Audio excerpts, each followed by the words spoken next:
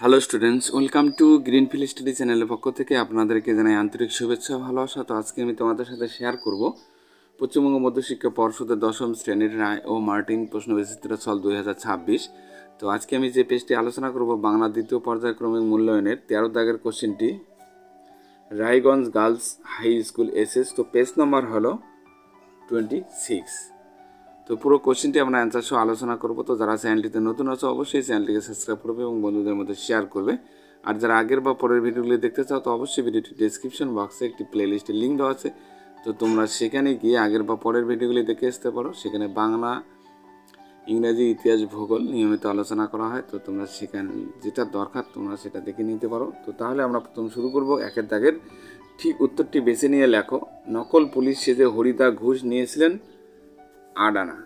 ইন্দ্রজিতের স্ত্রীর নাম প্রমীলা। মিথ্যেবাদী কোথাকার? জগদীশবাবু হবে এখানে। প্রয়াউল্লাস কবিতাটি যে কাব্যগ্রন্থের অন্তর্গত তা হলো অগ্নিবীণা। অগ্নিবীণা কাব্যগ্রন্থের অন্তর্গত হলো প্রয়াউল্লাস। উপনগরী সমাসটি গড়ে উঠেছে সাদৃশ্য অর্থে। এবার আলোচনা করব 2-এর কম বেশি 20টি শব্দে নিচের প্রশ্নের উত্তর দাও। পরম সুখ কাকে বলে? বক্তা পরম সুখ বলতে কি বুঝিয়েছেন? পরম সুখ বলতে বক্তা জানিয়েছেন সব সুখের বন্ধন থেকে মুক্ত হয়ে যাওয়া। 2-2 ওরে ওই স্তব্ধ চরাচর। চরাচর স্তব্ধ কেন? প্রয়াল্লাস কবিতায় কবি কাজী নজরুল ইসলাম ধ্বংসের দেবতা প্রলয়ঙ্কর শিবের অট্টহাসির প্রচণ্ড শব্দের চরাচর অর্থাৎ গোটা পৃথিবী স্তব্ধ হয়ে পড়েছে বলে কল্পনা করেছেন।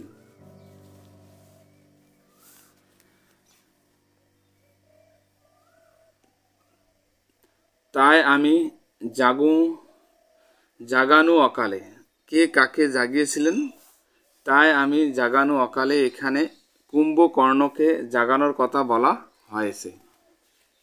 নয়ার্থক বহুব্রী কাকে বলে? নয়ার্থক বহুব্রী সমাসে পূর্বপদ ও উত্তরপদের তৃতীয় অর্থ প্রধান, তাই একে নয়ার্থক বহুব্রী বলা হয়। গৌর অঙ্গ যাহার ব্যাসবাক্যটি সমাসবদ্ধ করে সমাসের নাম লিখতে বলছে এখানে। গৌর অঙ্গ যাহার এর ব্যাসবাক্যটি সমাসবদ্ধ করলে হয় গৌর অঙ্গী। এটি একটি বহুব্রী সমাস। এরপরে কম বেশি 60 শব্দের নিচের প্রশ্নের উত্তর দাও। 3-1 জরায় মরা মুমূর্ষুদের প্রাণ লুকানো ওই বিনাশে। প্রসঙ্গ উল্লেখ করে মন্তব্যটির তাৎপর্য লেখো। জরায় মরা মুমূর্ষ দেব পরিচয়। জরায় মরা মুমূর্ষ বলতে পুরনো জীর্ণ সমাজে বসবাসকারীদের বোঝানো হয়েছে। তাৎপর্য বিশ্লেষণ। রুদ্ররূপী মহাকাল শিবের কর্মপন্থা বর্ণনা করতে গিয়ে কবি আলোচ্য পংক্তিটির উল্লেখ করেছেন। মহাকাল শিব ধ্বংসরূপী কালবৈশাখীর রূপ ধরে আসেন। তার তাণ্ডবে পৃথিবীর জরাজীর্ণ সব কিছু ধ্বংস হয়ে যায়। তারপর ঘটে নতুনের আগমন। জড়তাগ্রস্ত মৃতপ্রায় জীবজগৎ নতুন করে প্রাণ ফিরে পায়। তাই বলেছেন রুদ্ররূপী শিবের ধ্বংস মূর্তির পিছনেই রয়েছে সৃষ্টির মহামন্ত্র। 3-2 কি অদ্ভুত কথা বললেন হরিদা? হরিদা কে? তিনি কি অদ্ভুত কথা বলেছিলেন? বিরেগী সেজে জগদীশবাবুর বাড়িতে পাওয়া হরিদা প্রণামীর টাকা অবহেলায় প্রত্যাখ্যান করে চলে আসেন। তাতে তার ঢং নষ্ট হয়ে যাবে এ কথাকেই কতকদের অদ্ভুত কথা বলে মনে হয়। কথাটির অদ্ভুত বলে মনে হওয়ার কারণ, প্রথমত হরিদা ছিলেন একজন পেশাদার বহুরূপী। তার পক্ষে সন্ন্যাসীর বেশ ধারণা করে সন্ন্যাসীর মতো নির্লোভ হয়ে যাওয়াটা ছিল যথেষ্ট বিস্ময়কর। দ্বিতীয়ত বহুরূপী হরিদা ছিল অভাবের জীবন। জগদীশবাবুর বাড়ি যাওয়ার আগেই হরিদা বলেছিলেন, এবার মারিত হাতি লুটিত ভান্ডার।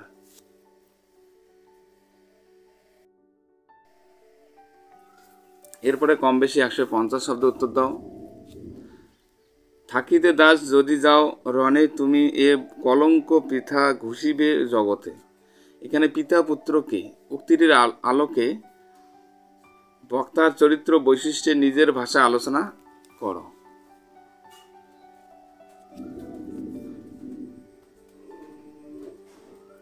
মাইকেল মধুসূদন দত্তের অভিষেক কাব্যাংশের উল্লেখিত অংশে পিতা হলেন রাবণ এবং পুত্র হলেন তার পুত্র ইন্দ্রজিৎ। বীরত্ব, আত্মবিশ্বাস, ছদ্মবেশী দেবী লক্ষ্মীর কাছে লঙ্কার সর্বনাশ এবং বীরবাহুর মৃত্যুর খবর শুনে ইন্দ্রজিৎ বলে উঠেছিলেন, ঘুচাবো ও অপবাদ বোধি বিপুকুলে।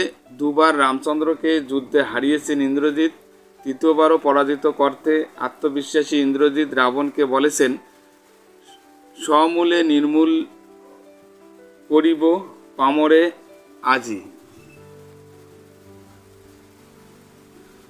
কর্তব্য সচেতনতা। ইন্দ্রজিৎ শুধু পিতৃভক্তই নন, নিজের কর্তব্য সম্পর্কেও তিনি অত্যন্ত সচেতন। তাই তিনি বলেন, থাকিতে দাস যদি যাও রণে তুমি এ কলঙ্ক পিতা ঘুষিব জগতে। স্বদেশ প্রেম। ইন্দ্রজিৎ স্বদেশ ও স্বজাতির প্রতি একনিষ্ঠ, তাই তিনি বলে ওঠেন, হ্যাঁ ঠিক মোরে বৈরী দল বেড়ে স্বর্ণ লঙ্কা। উপসংহারে বলা যায়, মধুসূদনের কাছে ইন্দ্রজিৎ ছিলেন ফেভারিট। ইন্দ্রজিৎ পক্ষপাত এবং সহানুভূতি এখানে ইন্দ্রজিৎ চরিত্রে দেখা যায়। তার লাঞ্ছনা এই কালো চামড়ার নিচে কম জ্বলে না। তলোয়ারকার বক্তাকে তিনি কোন লাঞ্ছনার কথা বলেছেন? উদ্ধৃত অংশে তার মানসিক অবস্থার পরিচয় দাও।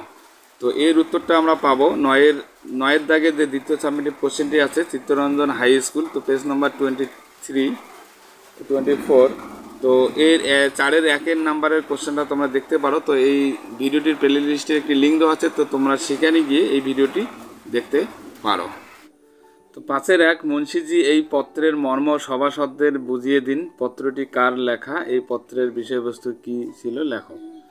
তো এটা তোমরা 6 দাগের যে কোশ্চেনটি বস পিকে হাই স্কুল, তো পেজ নম্বর 21-22।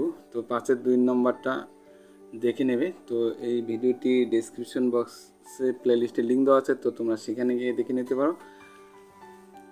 আরও আছে 6-2, গাছে অনেক দূর উঠে গেছি, মই কেড়ে নিলে নামতে পারবো না। কে কাকে উদ্দেশ্য করে মন্তব্যটি করেছেন? কোন প্রসঙ্গ তার এই মন্তব্য লেখা আর কি।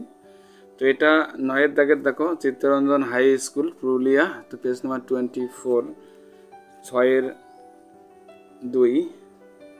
তো তোমরা এই ভিডিওটা অলরেডি আপলোড করা হয়ে গেছে, তো তোমরা এখানে দেখে নিতে পারো 9 দাগের কোশ্চেনটিতে। তো এটা প্লে লিস্টের লিঙ্ক দেওয়া আছে, তো তোমরা সেখানে গিয়ে প্লে লিস্টের লিঙ্কে গিয়ে তোমরা এই ভিডিওগুলি পেয়ে যাবে।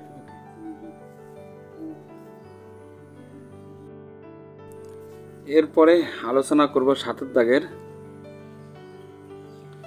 অনলাইন গেম নতুন প্রজন্মকে সর্বনাশের দিকে নিয়ে যাচ্ছে, এই বিষয়ে একটি প্রতিবেদন রচনা করো।